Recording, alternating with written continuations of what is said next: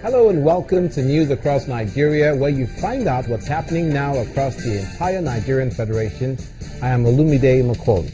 On the program today, the Kano State government gives succor to dependents and families of the Zaria bomb blast victims.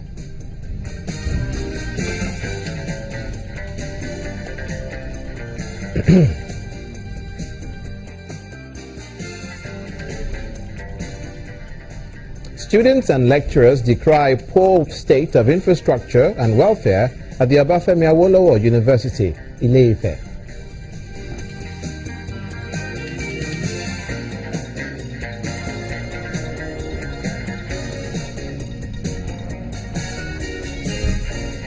And Thailand to help Nigeria in rice production as the Cross River State government plans Rice City.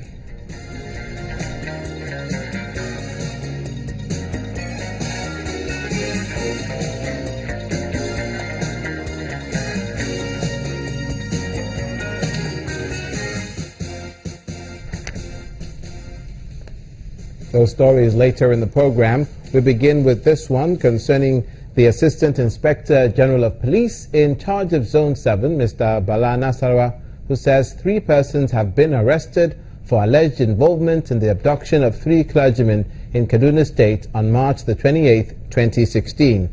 The arrest is coming barely 3 days after the Inspector General of Police directed the AIG to relocate to Kaduna to help curb the rising cases of kidnappings and other security challenges in the state.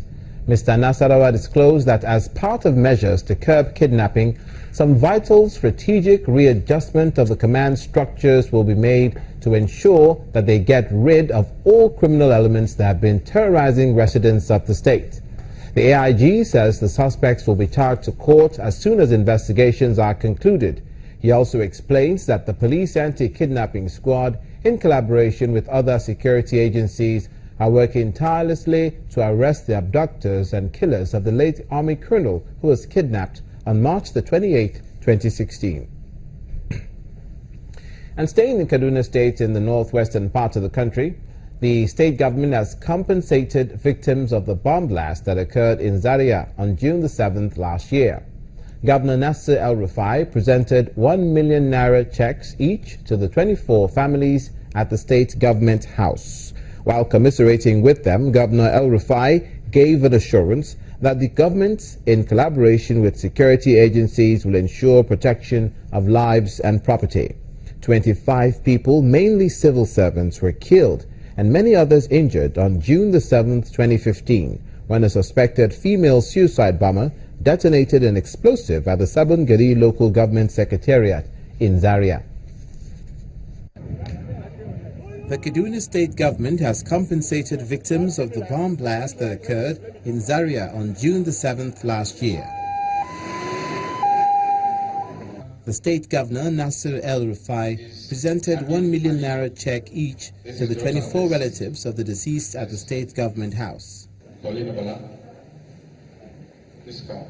While commiserating with them on the loss of their beloved ones during the bomb blast, Governor El-Rufai assures that government in Kano State, in collaboration with security agencies, will do everything in their power to ensure that lives and property of the citizens are adequately protected. They called on members of the Boko Haram sect to drop their weapons and stop further killing of their fellow human beings. We all need continued vigilance to protect civilized values from all sorts of extremists. To the next of kin of the deceased, I wish you and your families God's continued guidance and mercy. You have borne a lot. And although God chooses us sometimes as vessels to bring life, we are not gifted with the power to create life. What is within our power is to perform the obligations that we owe our deceased staff. On their part, relatives of the victims thanked the governor for the gesture. I want to use this opportunity to thank the governor of Kano State and his cabinet for making it possible to look to the families of the deceased by giving them check to take care of the little ones that the dead the deceased persons have left them. 25 people, mostly civil servants, were killed and many others injured on June the 7th, 2015, when a suspected female suicide bomber sneaked into the Sabon Gari local government secretariat in Zaria and detonated a bomb where civil servant screening was taking place. Staying with security issues, but to the north central now, survivors and victims of herdsmen in attacks on the Agatu communities have requested for the siting of a military barracks in Agatu to encourage the locals to return home ahead of the farming season. The traditional ruler, Chief Godwin Ona, made this demand amongst others when the Benue State Governor, Mr. Samuel Otom, visited the local government to see the level of destruction carried out by the herdsmen in the attacks, which lasted for about 2 months.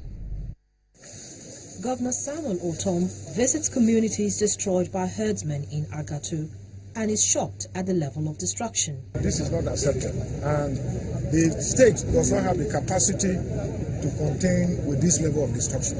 We don't have the resources when we are hardly paying salaries to our workers, when we are hardly having enough to take care of our infrastructure by providing roads and other basic amenities that are needed. We will need the intervention of the federal government. The federal government must come to our aid. After the inspection, Governor Otom meets with the residents. It's an opportunity for them to lament and pour out their hearts. We urge the federal government to liaise with the state government to flush out totally all the insurgencies masterminded by the Fulani herdsmen from Agatu local government area to enable us to return to our various homes. Looking at the level of devastation, Governor Otom promises to speak with the federal government on some of the issues raised. Agatu remains my second home because we have a lot of similarities. When I came here on campaign and you received me, I told you that I have adopted Agatu as my second home, and whatever I do in my local government, I will remember that Agatu is here. There are reports that not much of humanitarian aid has reached the internally displaced persons in Agatu who are still going through challenges. For now, all they want is peace and a semblance of normalcy so that they can go back to their homes. To Edo State in the south-south, but also staying with the security issue concerning herdsmen, farmers and clashes and disputes. The Edo State government has resolved to set up a standing committee in each of the 18 local government areas and a central coordinating committee to resolve disputes between herdsmen in the state and farmers. The governor of Edo State, Oshiomhole, came to this conclusion after a meeting with representatives of farmers, traditional rulers in the 18 local government areas, herdsmen and security chiefs in the state.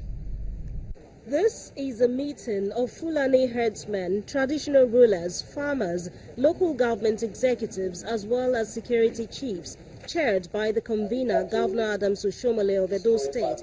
And the aim is to chart a way forward in the recurrent face-off between herdsmen and farmers.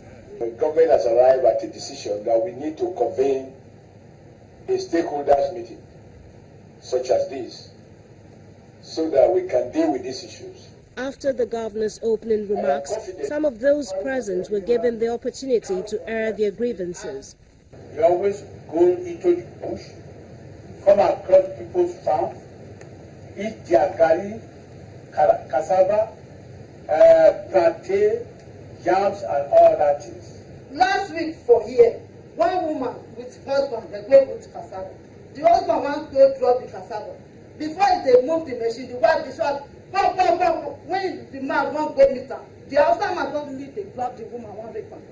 The security chiefs also provide insight into possible causes of the crisis and how to stop it.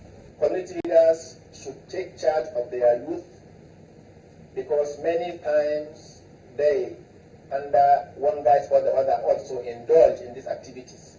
In communities where the youths give up lands and they no get signed as witnesses, these same youths receive the Fulanis, collect money from them without telling the Enogies.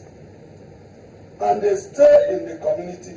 When the Enogie is saying they should leave, the youth is saying they should not leave. Going forward, Governor Oshiomhole insists that a committee be set up in all the 18 local government councils of Edo State as an immediate response. And be holding those meetings at least not in excess of 30 days interval. That's to say, at least every month. Even if there is no reported case, Edo State government will prosecute any rapist, any kidnapper, any rustler who takes people's cows, anybody who infringe on the laws will be dealt with firmly, without any sentiment. It is hoped that this will bring a lasting solution and prevent an escalation of violence. You're watching news across Nigeria. Coming up, have you heard of Rice City? It's an idea whose time has come, according to the Cross River State Governor of the city of Rice. Details when we come back. Stay with us.